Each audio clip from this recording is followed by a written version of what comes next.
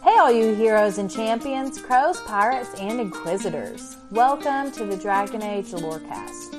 I'm Shelby. And I'm Austin. And we are so excited to bring you this podcast. Every episode we'll be talking about a different topic in the Dragon Age universe. From the Maker to Lyrium to Aravels, we will cover it all. There will be spoilers. And always remember, swooping is bad. Hello and welcome to the Dragon Age Lorecast, where we talk about all things Dragon Age related and its lore. I am one of your hosts, Teacup or Austin. And I'm your other host, Shelby or Shecup. And we are here to continue and talk about our Season 3, coming up on the end of Season 3. The spirits, magic, and demons, oh my. I kind of can't believe we're almost done with this season. I know. For some reason in my brain, I guess because we had the character deep dive and the patron chat in between, it feels like a long time since we've talked about a spirit. Well, you also weren't with us on our patron episode, so that probably feels like longer. It does. Yeah. Well, you ready to get into it? Let's do it. So we're talking about 3 more spirits today, and these are our last 3 spirits that we're going to be covering. So we are covering, and these I think are kind of newer spirits-ish, from Inquisition onward. So these are new-ish to the lore, not totally new since it's been almost 10 years since Inquisition came out, but new compared to 2009 when Origins came out. So we're talking about curiosity, knowledge, and command spirits today. What do you think, Austin? What do you think about all that? It's interesting because it goes back, and we talked about this, I believe, on our last episode where we talked about spirits. But spirits, to me, like, there are spirits that embody emotion, but the spirits overall tend to embody more of ideals. And so I just think that's interesting that all of these are not necessarily emotions, but demons are almost exclusively emotions. That's true. And we'll definitely get into more of that at the end of the episode too. We'll have a little discussion time. All right. Is BioWare trying to tell us that emotions are bad? That's a question for BioWare, not me. All right, well, let's get into it. Okay. So let's start with curiosity. All right. Technically, we do not meet a spirit of curiosity in any Dragon Age game. But we do, in Tevinter Nights, meet a curiosity spirit. And that is specifically in the Down Among the Dead Men chapter. We meet a character named Audric Fellhausen. And it's kind of ambiguous if he actually is a spirit, what's going on with him or not. But people think he could be a spirit of curiosity. So let me tell you a little bit about Audric, and then we can decide if we do think he's a spirit of curiosity or not. So Audric, when he was alive, was a city guardsman in Navarra City. And then he was attacked by Lord Penric Karn's possessed corpse. So he is attacked by a possessed corpse. So Audric is then asked by the Mortalitasi to help investigate why this possession occurred before the corpse was buried. So specifically, the Mortalitasi are concerned with not necessarily why the corpse attacked Audric. They are concerned why the corpse was possessed before the burial rites happened. And as a reminder, for those of you who may not remember, Navarrans believe, and they have a very different belief than pretty much the rest of Thedas, in burying their dead, similar to the way we do in our world. The rest of Thedas, generally, they burn their dead. Now they bury their dead because they have different beliefs about magic. They have their death mages, the Mortalitasi, which we've already mentioned. And so they have this whole system of like last rites, essentially, that they give to like usher spirits in. And I don't know, we don't know exactly what all goes on, but that's the gist of what they do. And so the situation you have here is a corpse that's been possessed by a spirit before the last rites have occurred. So they're investigating, and they ask, yeah, it is interesting. And they ask the person that the corpse murdered to help them, which is even more interesting, I think. Mm-hmm. So Audric and another character who is a Mortalitasi Mourn Watcher named Myrna find out that Karn, who was the corpse, he died in a duel against Duke Janus Van Markham. Now, if you remember, the Van Markham family and the Pentagast family are like the two major noble families in Navarra, and they switch, they flip-flop thrones all the time. So Audric and Myrna head to the Van Markham's tomb to learn more about this Duke Janus person. His tomb is in the Grand Necropolis, which is where there are hundreds, thousands, and maybe even hundreds of thousands of other buried corpses. On the way, they learn that Karn, who, again, Karn is the one that killed Audric, is possessed by a pride demon. And so they're being forced by this pride demon down and down into the lower sections of the necropolis. So while they're on this journey, this is when Audric realizes he's no longer living. He has died. He has succumbed to the wounds he received in that initial attack. So he is no longer human. And he feels as if he has turned into a spirit of some sort. He doesn't really know what's happening. He's very confused. So then throughout the rest of the chapter, Audric is pushing on and seeking out his killer and trying to figure out what happened to him and wondering why. Like, why did this happen to me? Why did you do this to me? And so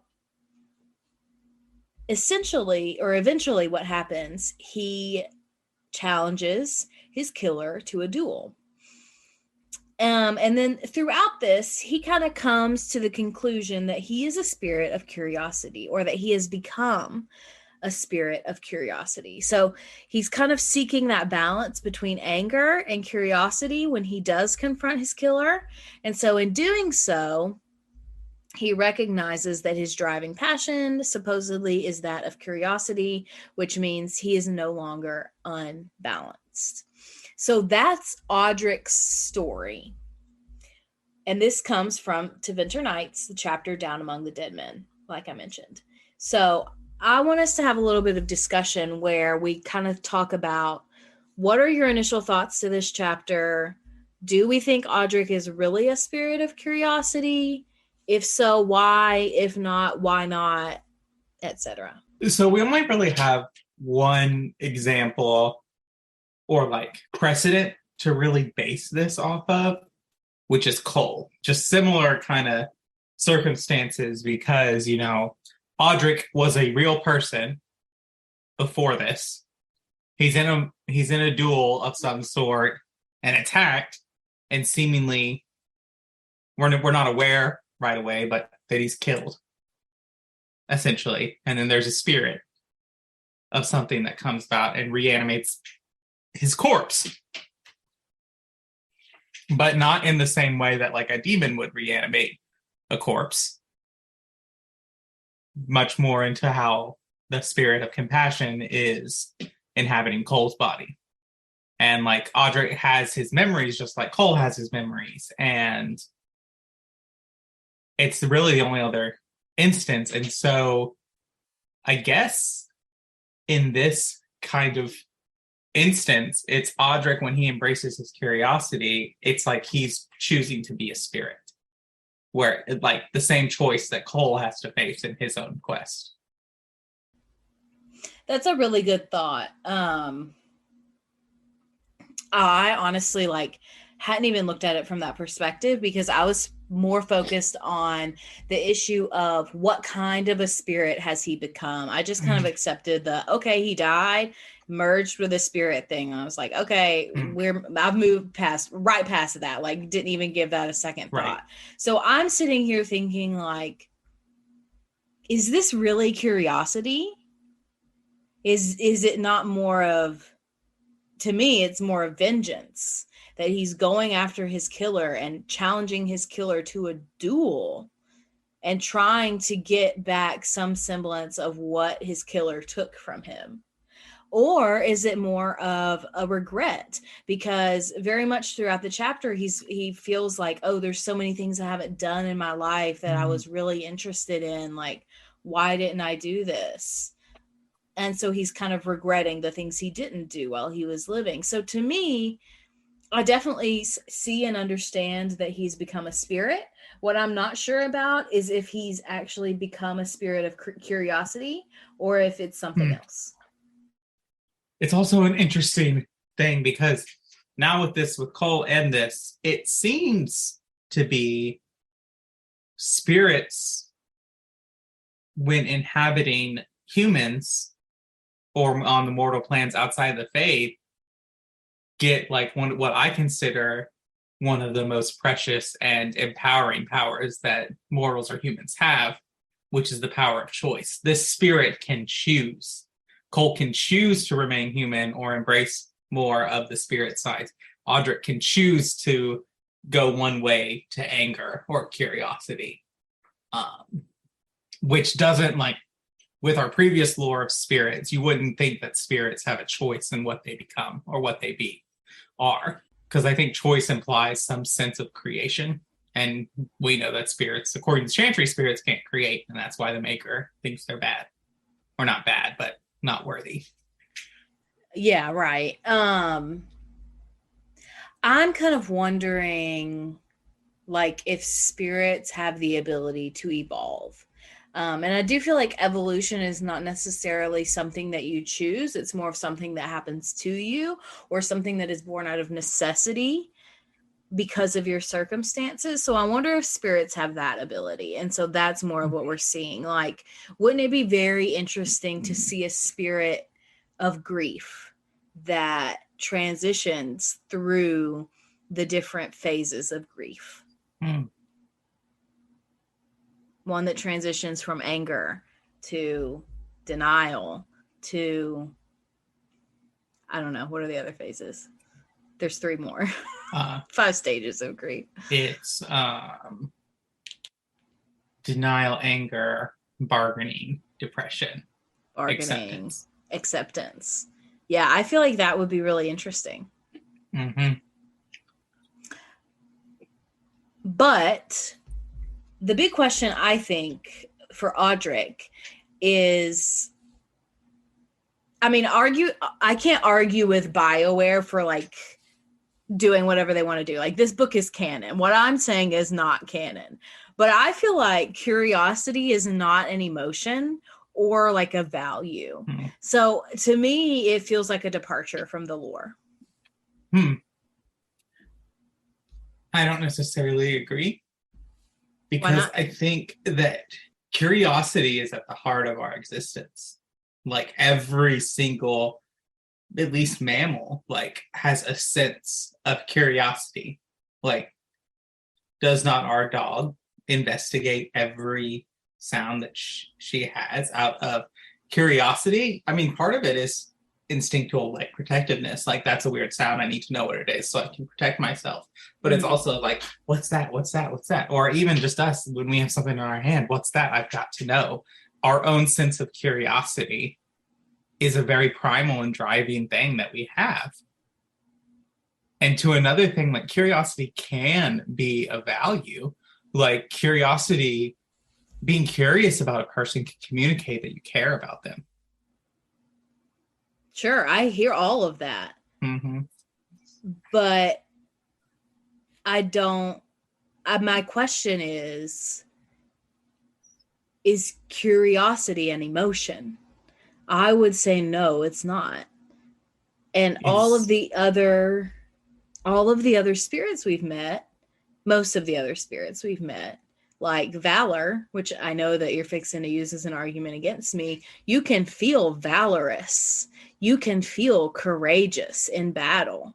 You can feel that feeling of bravery and righteous bravery. I would argue that is a feeling. I felt it personally, not necessarily in war or anything, but so I guess I just don't see curiosity as a feeling.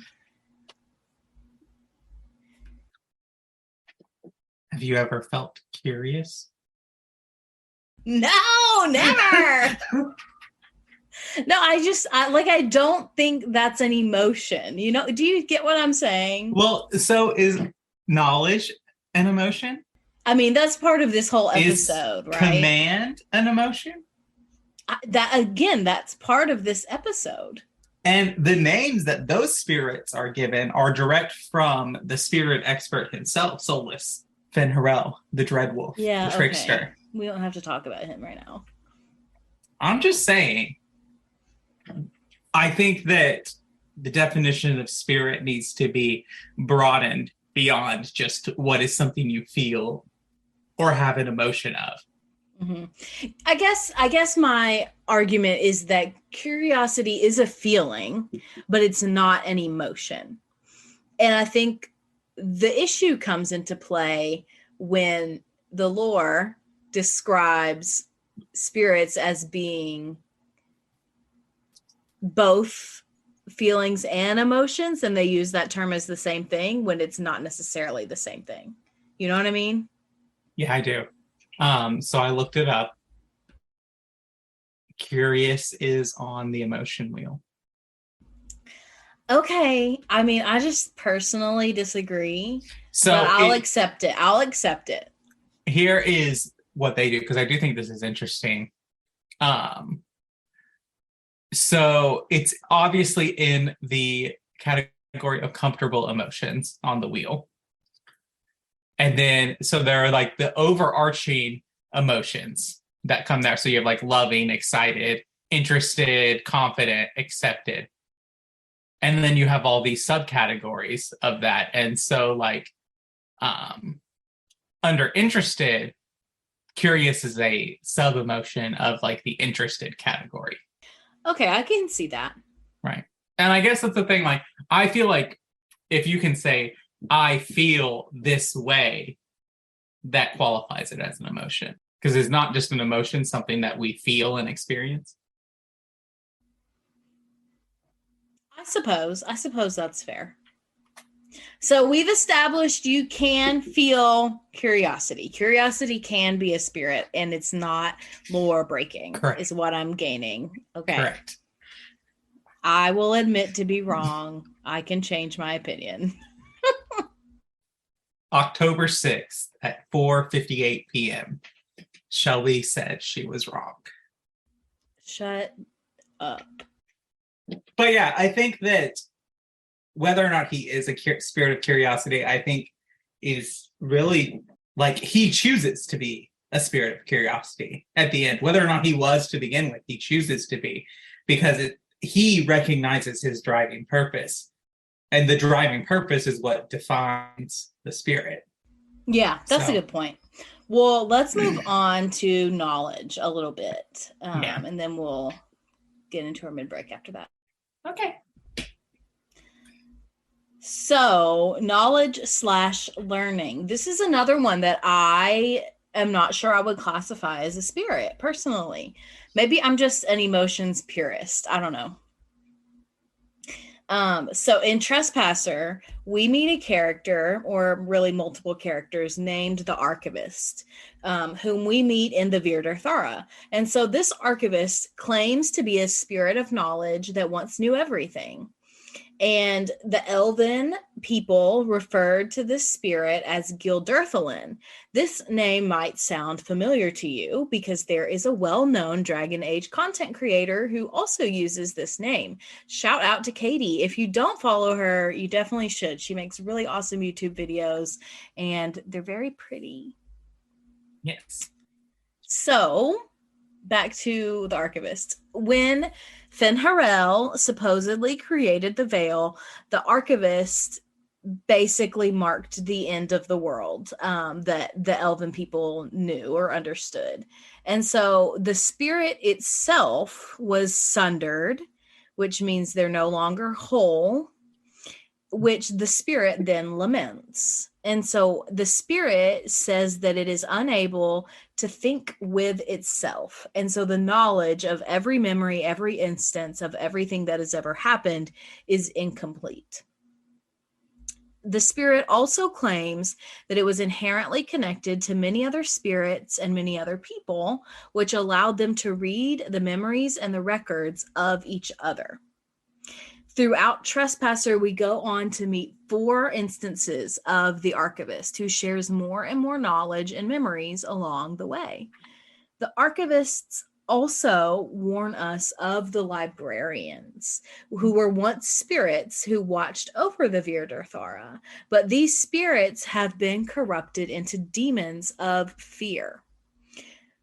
So this is one major example, the Archivists, of a potential spirit of knowledge.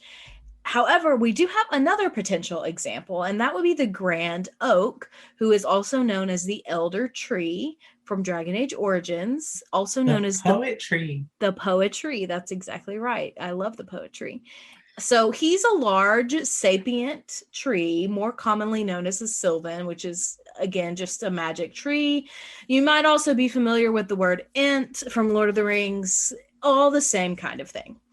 So the Grand Oak speaks in rhymes when spoken to and jokingly suggests that it may be due to fusing with the soul of a poet and is thus a poetry, like we said earlier. Is it possible, because of this fusing, that the Grand Oak is a spirit of learning or knowledge as well? So for this one, we have kind of 2 examples, the Grand Oak and the Archivist. Do you think those are both spirits of knowledge / learning? What do you think, Austin?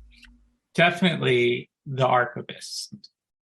And I could see the poetry as well. I think it's really interesting, I'm intrigued by the Archivist story because, like, you could argue that, like, the creation of the veil is a sealing away of knowledge for the elven. Like, they're no longer immortal. They're not as strong with magic.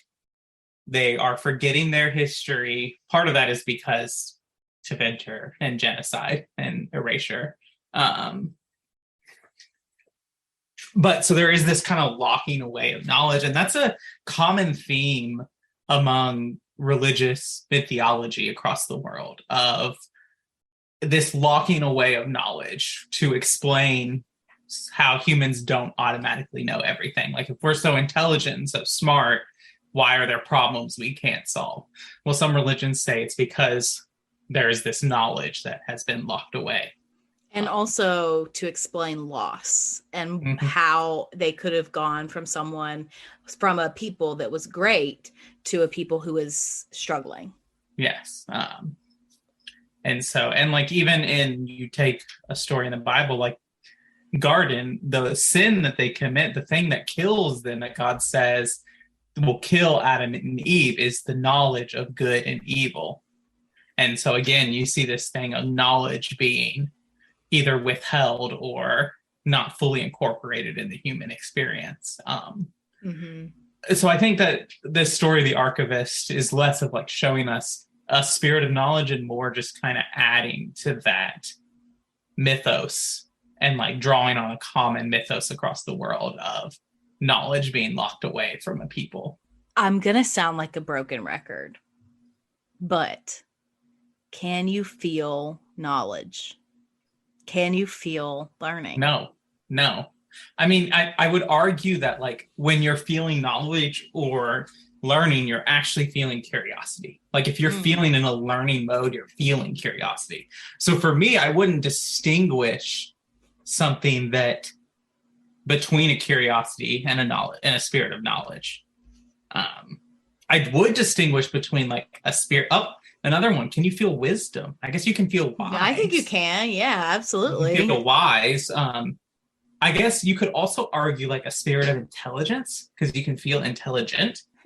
Yeah. I think just spirit of knowledge sounds better, and it sounds more ethereal. Heady, yeah. I wonder if BioWare has an emotion wheel printed out and is in their offices. And there's writer's room. Who knows? Patrick Weeks, come on I would love to know. On our podcast, and I would love to know, Corinne. I would love to know. Anyway, so do you have any other thoughts about the spirit of knowledge and or learning? I don't think so. Well, okay. Let us go to the mid-break then. All right. Enchantment? Enchantment! You need me. Ugh. I am yours as always. Well, welcome to the middle of the show where we talk about everything about the podcast that doesn't have to do with the lore of Dragon Age. We do not have a review or Hero Hawk or Herald to share today, but I would love to remind you to rate and review us on Spotify or Apple. If you leave us 5-star with some words, we will read it out on a future episode of the show. It's a great way to support the podcast. Another great way to support the podcast is to join our Patreon. You can join us at patreon.com/DragonAgeLorecast, or you can find the link in the episode description.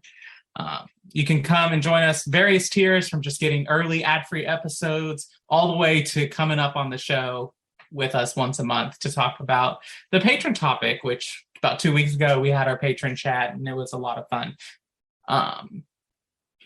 So I would also like to take this time to thank all of our patrons, our great patrons that we greatly appreciate. I'm going to read some patron names. The first are our first patrons, and so that is Genesis, Lisa M, and Derek B. Then I also want to give a special thank you out to Nug King Lewis H. They are a Nug King patron, and so they get read out on every episode of the show in the mid-break and at the end of the show. And again, if you want to support us and join that great group of people, you can go to patreon.com.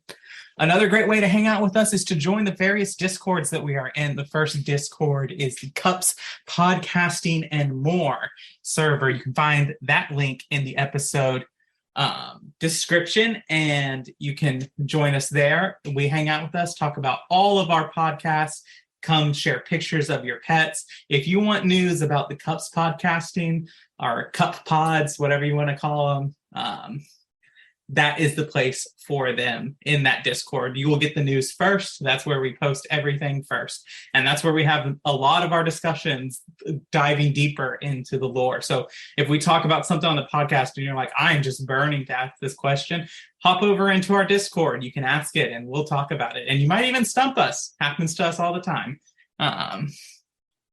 And so other than that, I do want to highlight that we did launch a new podcast. It is called The Inheritance Cycle Page by Page. And The Inheritance Cycle, or Aragon books, we are reading through them and having a book club kind of discussion chapter by chapter. And so you can head all over there and listen to that. You can actually find that the first episode of that podcast as a bonus episode in this podcast. So if you want to just go give that a listen, that's great. And thank you. I think that's all I have for the mid-break, Shelby, unless you have something else. Well, that was Orlesian. Dareth Shira. You fear barbarians will swoop down upon you. Yes, swooping is bad. So the last spirit we're going to talk about today, before we get into our side character, is the spirit of command. Now, this is a really interesting one, but this is also canon. Like, this comes straight from a game, similar to the knowledge learning spirit. So in Dragon Age Inquisition, when you go to Crestwood, there is a quest. When you go to Old Crestwood, did I just say Questwood? Anyway, when you go to Crestwood, there is a quest in Old Crestwood where you can meet a spirit. This spirit is red, first of all, and claims to be a spirit of command. when I first played this quest, was very much like, that's a demon. But moving on, the spirit refuses to return to the Fade until someone destroys the rage demon that is located in the flooded caves. This then opens up a quest named Burdens of Command. If you accept the quest, Cassandra approves, Sarah disapproves, classic. And if you have Cole with you, and you select his special dialogue when talking to the Spirit of Command, the Spirit refers to him as Compassion. This is the first time that he's identified in this way. So this is a very short quest. It's a basic fetch quest, and there's not a lot of lore behind it. But I wanted us to talk about, is this a spirit or a demon? Did you do this quest? Why not, or why? Other thoughts that you have about the command spirit. We don't know a lot of information on it because it's such a short quest, but I personally, when I did this the first time, I was like, this feels like a demon. Like, this doesn't feel like a spirit. It may not be inhospitable and violent to me right now, but it doesn't feel like a spirit. And that's probably mainly because it was red and basically yelling at me and telling me what to do, which I don't like any of that. So those are my thoughts. So I've got thoughts. I did do this quest the first time playing through, and I just did it. Didn't really pay that much attention to it. But I think that I would argue that it is a spirit and not a demon. Because how many demons have we encountered that will say, yes, I'll go back to the Fade. You just need to do this thing. That's fair. I mean, we do meet a lot of demons in the Fade, so those would be the only ones that I would even consider in the same realm. Right, but there's a lot of almost all the demons we meet in the Fade are seeking to get out of the Fade. So I think that that's probably an indication that it's not a demon. I don't think this spirit escaped the Fade and came into Old Crestwood. Because remember, Old Crestwood is flooded.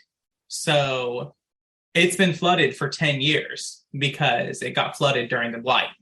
And so this spirit, if it entered there, it either entered there when the breach happened down there and it just flooded into there, or it happened way back ago, back into Old Crestwood during the Blight. And so I would argue that in all of this fighting and all of the emotions, because there were probably people fighting down in Crestwood during the Blight, fighting the Darkspawn when the mayor decides to flood Old Crestwood. There's a lot of emotion going there. There's a lot of fear. There's a lot of panic. There's a lot of probably soldiers who are issuing commands. I would imagine with that much energy and the Darkspawn present there, the Veil would be extraordinarily weak. I would think that basically the issue of command, and probably a commander's first instinct, is to try to get his soldiers out of there before they're flooded. That much instinct's probably summoned forth this spirit of command, and then the water comes and they're trapped there for 10 years. Mm-hmm. I totally and 100% see that, especially with the Veil being so weak in Old Crestwood. Like, 100% see that. But also, as a counterpoint, when have we ever seen a spirit being so forceful and aggressive and basically like yelling at us, telling us what to do? I wouldn't say aggressive and like yelling us, telling them what to do, but the only comparable argument is when Cole is begging Solus to bind him. But do you think begging and commanding is the same thing? I don't. No, but I think that there's another like force. There's that forcefulness in Cole that we kind of get with that spirit. Like Cole is like, you have to bind me. He does not let it go. He does not relent until someone offers an alternative. Mm-hmm. And I think that has to do with like the purpose. The spirit of command is so unrelenting in its command and its purpose, and to have the commands followed, that it's unrelenting in that. Right. Same with Cole. he doesn't want to be bound because the spirit of compassion in him is like, I cannot be used to hurt other people. And again, doesn't relent until an alternative is presented. Mm-hmm. Again, I see that, completely see that. I think this quest is very interesting. And I think you can make the argument on both sides that, like, for command at least, like, this does have the tendency to become a demon very easily, and at the same time, like, okay, no, this is not even close to a demon. So I definitely see both sides in this one, but I wanted us to talk about this, even though it's such a small little side quest in a place that we skip over super easily, because it does impact the lore, and it is a spirit that we meet in the games. Right. So do you have other things to say about command? Yeah, just one little quick thing. I think that, like, you know how we talk about justice and vengeance relationship. I think the difference between command as a spirit and its demon is the difference between command and control. Because a good commander will issue a command to the people they're leading, and then trust them to get it done. Whereas someone who's exerting control is going to control how they do it, when they do it, at what speed they do it, all of those things. And so I think that that's kind of the line. And I think that spirits like justice, like command, even like valor, like curiosity, are more in trouble of becoming demons because their counterpart, it's such a fine line between them. Whereas like love and hate, you could argue there's a fine line between love and hate, but they're more not like command and control. Yeah, no, I think that's really insightful. And I completely 100% agree with that. But that leads me into my discussion question. So I have several.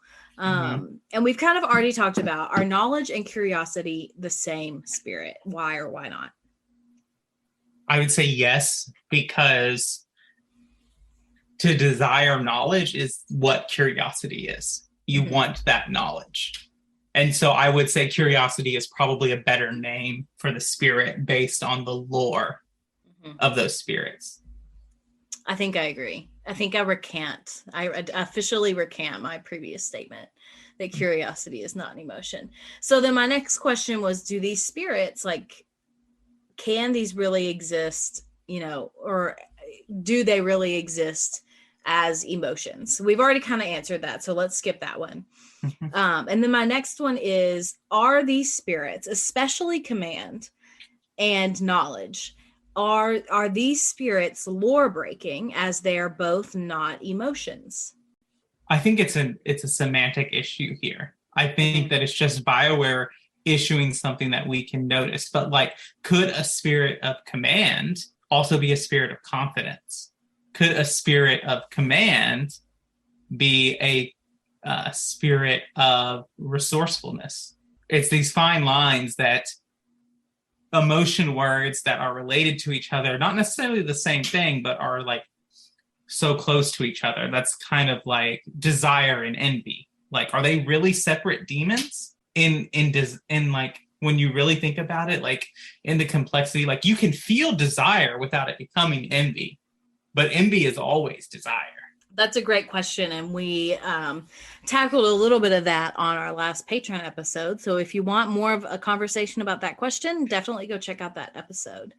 I tend to agree with you. I don't think that it's lore breaking for knowledge to be a spirit, because of what you've said about how curiosity is what you feel when you're searching for knowledge. I would say that command is a little lore breaking, because I don't think that's an emotion. And even if you say, oh, it's confidence or it's resourcefulness or whatever else, to me, like, resourcefulness is also not an emotion. Confidence absolutely is, but just because you're confident doesn't mean you're bossing people around and commanding people all the time. Like, there's a lot more to confidence than just that. There are a lot of emotions or things you can feel that make up command. But you can't just feel command. No, you can feel commanded. Or commanding. Could you feel commanding? I don't know. Like I feel very commanding right now. Again, like I feel like we're just arguing semantics here. I agree. We are. I don't really know. Yeah, I don't think we necessarily are going to come to a conclusion, and I don't necessarily think there's a black or white answer to this question either. Mm-hmm. It's just kind of what you think about it. So my last question before we get into our side character is, what do we think about Dragon Age Inquisition's foray into more of these non-emotion spirits? Do you think that they're just kind of, that BioWare is just kind of testing the waters to see if that's something we want more of? Is this a precursor to DAD, or is it just them trying to be creative? I think that it's just I talk about all the time. I'm going to talk about the other podcast for a minute. I talk about Assassin's Creed all the time, how I think that Assassin's Creed Odyssey and Assassin's Creed Valhalla are not about the assassins. They're about the Isu. And I think that this, in a similar way, is BioWare's attempt again to shift kind of the focus of the game, of like exploring another aspect of the game, because every game in both Origins, Awakening, and 2, we get a lot about demons. We get a lot about how demons are made, what demons are, interacting with demons, having conversations with demons, facing archdemons that are the hardest fight, that they make you want to throw your controller into the TV screen. But we don't get a lot of spirits. Like, we get a little bit of Justice, but could you argue, and we'll talk about this in our Anders episode, when we meet Justice, is he really Justice? That's an argument to be made. And so I think this is BioWare's attempt to kind of expand spirits and expand our knowledge and experience of spirits. I think for a little bit that BioWare, kind of like how George Lucas forgot that, Obi-Wan Kenobi doesn't recognize R2 in A New Hope, and then puts him into the prequel movies. Like, I think it's just like a little thing like that BioWare's not necessarily forgetting, but trying to shift the focus that, all spirits are emotions, and kind of shifting to this expansive spirits are ideals. Mm-hmm. I see that. I definitely see that. And I do think it's kind of like a fun quirk at this point, because it's not like I can argue and say like, Command isn't actually a spirit, because in the game they have clearly portrayed Command as a spirit, So yeah, I don't necessarily disagree with you. And I think it's okay to expand the lore. I definitely think that that's something good, because how can you keep making games, if you don't expand and change things, right? Well, let's switch gears and head into our side character then. Yeah, let's do it.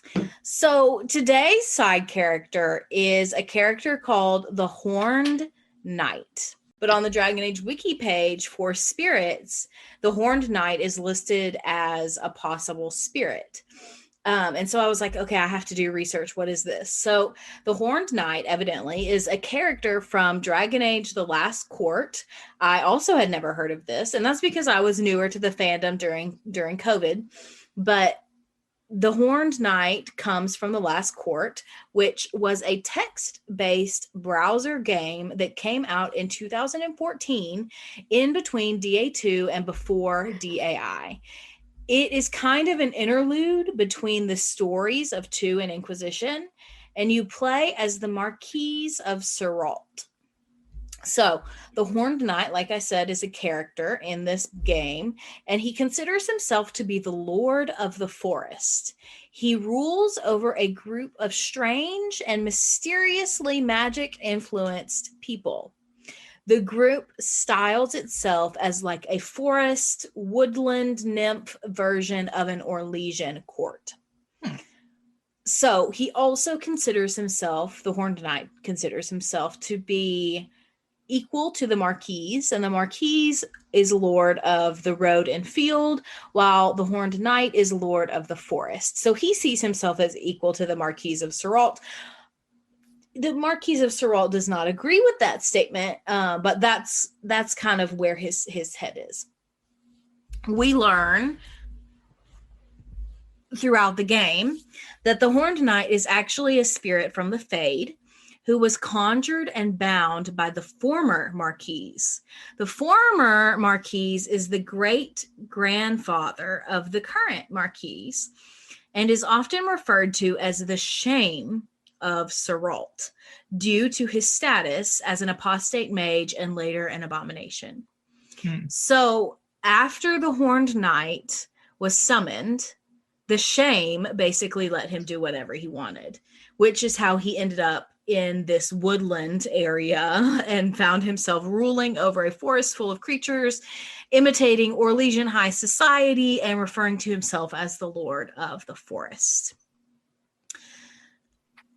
So the Wikipedia page argues that the Horned Knight could potentially be a spirit of perseverance. Can you feel perseverance? We're not getting into this again, okay? We're just not doing it. Oh, it's not perseverance. It's purpose. I'm sorry. Oh, I guess you can feel purposeful. So the Horned Knight is potentially, as the Wikipedia page argues, a spirit of purpose. And so they kind of argue that the Horned Knight also argues that his creation was an attempt by the Shame of Seralt to like ease his own conscience, which basically strengthened the Horned Knight's resolve to exist so that he's very purposeful. And so that's kind of the argument behind him as a spirit in general.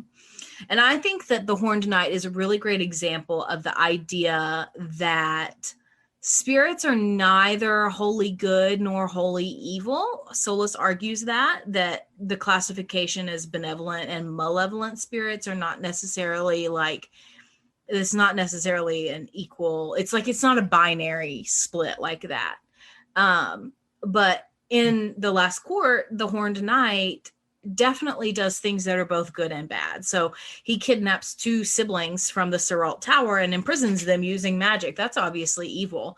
But at the same time, he also argues for justice from the Marquise as a poacher injured his quote unquote dear son, DEER son. So he does good and bad things, things that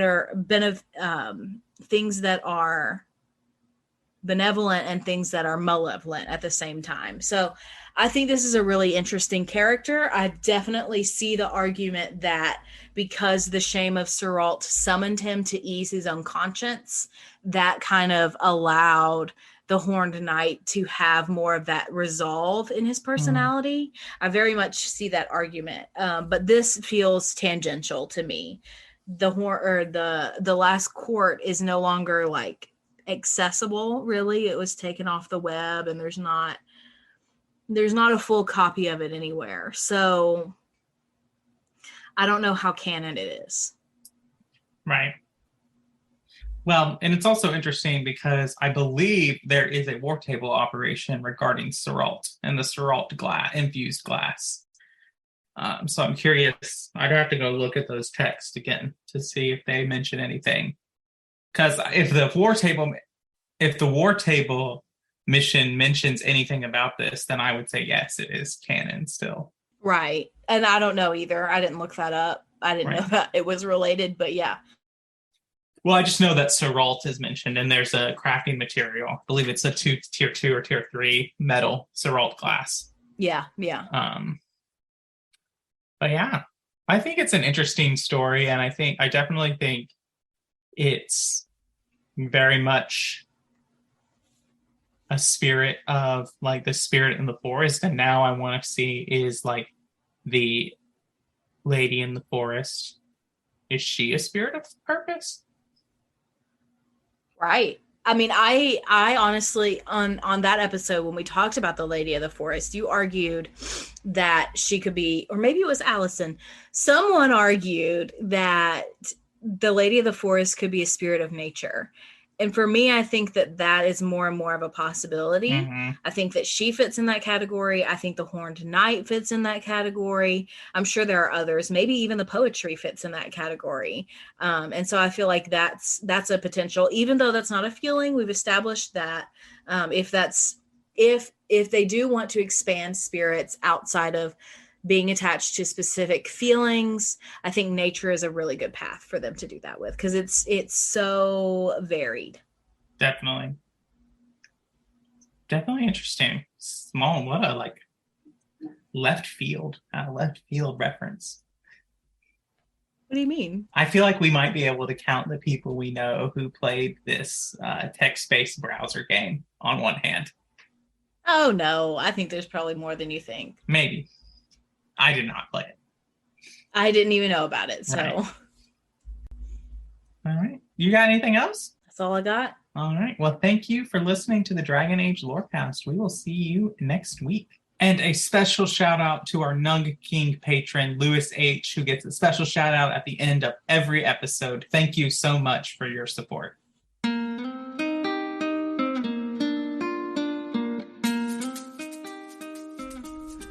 Thanks for listening to the Dragon Age Lorecast. As always, you can find us on Twitter at DA Lorecast.